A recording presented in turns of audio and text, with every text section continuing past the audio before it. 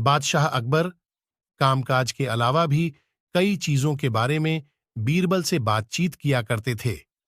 ऐसे ही बैठे बैठे एक दिन बादशाह ने बीरबल से पूछा कि इस दुनिया में सबसे बड़ा हथियार तुम्हारे हिसाब से कौन सा होता है?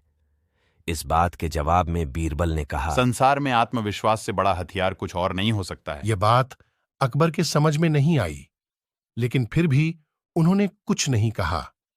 उनके मन में हुआ कि समय आने पर इस बात की परख की जाएगी। कुछ दिनों बाद राज्य में एक हाथी बेकाबू हो गया। पता करने पर समझ आया कि वो पागल हो गया है। उसे कर्मचारियों ने जंजीरों से जकड़ लिया था। इसकी खबर जैसे ही बादशाह को पहुंची तो उन्होंने सीधे महावत से कहा कि जब भी तुम्हें बीरबल आता दिखे तो हाथी की जंजीरों को खेल देना। यह सुनकर महावत हैरान हो गया, लेकिन बादशाह का आदेश था, इसलिए सिर झुकाकर चला गया।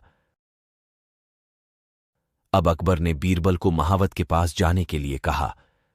महावत ने भी बादशाह के आदेश का पालन करते हुए बीरबल को आते देख हाथी को जंजीरों से मुक्त कर दिया। बीरबल को इस बात की खबर नहीं थी, इसलिए वो आराम से चल रहे थे। तभी उनकी नजर चिंघाड़ते हुए हाथी पर पड़ी।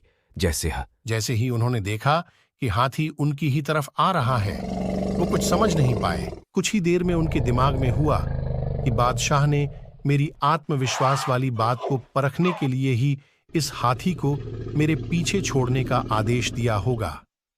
अब बीरबल इधर उधर भागने की सोच रहे थे, लेकिन ऐसा कुछ हो नहीं पाया।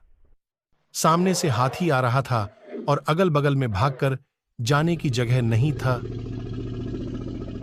इतने में हाथी बीरबल के काफी करीब पहुंच गया।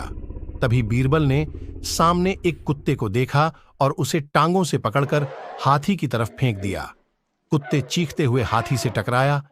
उसकी ऐसी चीखें सुनकर हाथी वापस उल्टी दिशा में भागने लगा। कुछ ही देर में इस बारे में बादशाह अकबर को पता चला।